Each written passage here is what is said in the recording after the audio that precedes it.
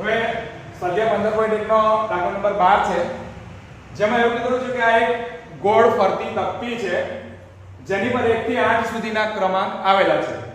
હવે જ્યારે કોઈ એક નિશાન એટલે કે કોઈ એક તીરનું આપણે લઈને, તમે પિક્ચરમાં કે કસિનોમાં જોતા હશે, પિક્ચરમાં જે કસિનો બતાવે છે એની અંદર આવી રીતે તકતી હોય છે ને એમાં પેલું પીછું હોય ને આમ કરીને મારે અને એ 1 પર પડે કે 2 પર પડે એવી રીતે આપણે પિક્ચર્સમાં જોતા હોય છે. તો આ એક પ્રકારનો દાખલો છે કે માનો કે કોઈ એક પીછું કે કોઈ એક નાનું તીર લઈને આપણે આમ મારીએ, બરાબર? તો એના માટેની બધી શક્યતાઓ અને પ્રશ્નો પૂછેલા છે તે આપણે જોઈ લઈએ કે આ તકતી ગોળ ફરે છે અને પછી આમ કરીને મારે અને નંબર બોલે તો એની પર પડે એની સંભાવના કેટલી, એવા પ્રકારનો દાખલો છે.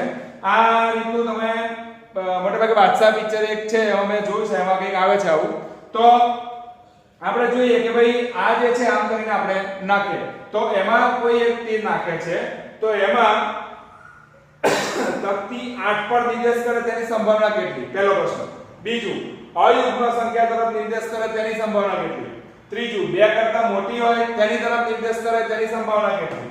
અને 9 કરતા નાની હોય તેની સંભાવના કેટલી. બરાબર? તો પહેલામાં પહેલું તો આપણે એ જોઈ લઈએ કે ભાઈ કુલ તકતી પર સંખ્યા કેટલી લખેલી છે, તો કે n બરાબર છે 8. કેમ? તો કે 8 સુધીની સંખ્યા છે એટલે અહીં લખી દીધા n બરાબર 8. હવે આપણે પહેલો પ્રશ્ન જોઈએ. ચાલો કે ભાઈ 8 તરફ નિર્દેશ કરે તેની સંભાવના કેટલી. તો આ તકતી પર 8 કેટલી વખત લખેલા છે? એક જ છે. એટલે આપણે પીછું આમ મારી અને 8 પર પડે તે સંખ્યા એક જ છે, 8 એક જ. બીજા કોઈ પર પડે તો 7 પડે, 6 પડે કે 1 પડે, 3 પડે, એવું કંઈક પડે. એટલે 8 એક જ વખત છે એટલે કે 8 તરફ નિર્દેશ કરે તેની સંખ્યા કેટલી થાય છે? એક જ. એટલે આપણે અહીં લખીશું કે ભાઈ 8 તરફ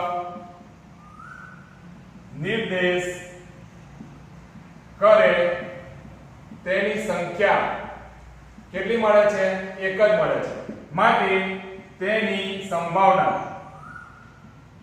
જો p of a કહું તો શું લખી શકાશે કે p of a,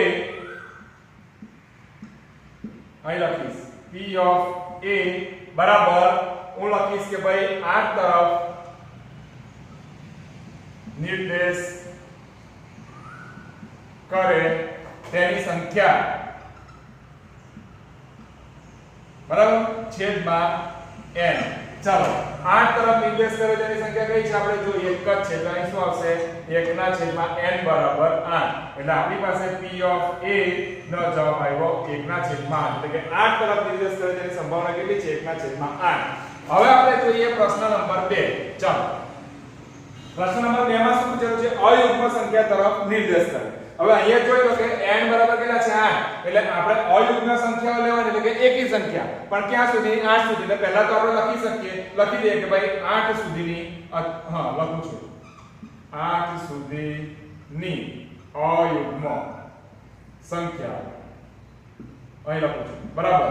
કેટલી છે? તો કે 1 3 5 અને 7. 1 3 5 અને 7 આ અયુગ્મ સંખ્યાઓ છે. 4 સંખ્યા મને અયુગ્મ મળે છે.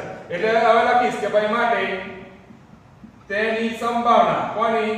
અયુગ્મની સંભાવના, એને p of b કહું તો શું લખાશે? p of b બરાબર અયુગ્મ સંખ્યાઓ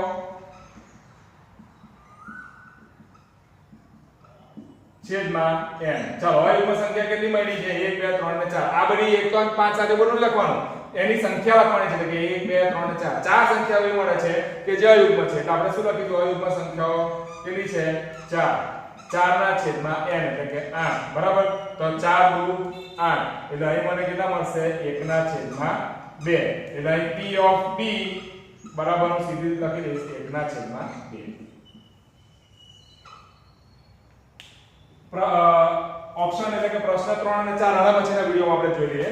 એટલે આ પહેલા બરાબર જોઈ લઈએ.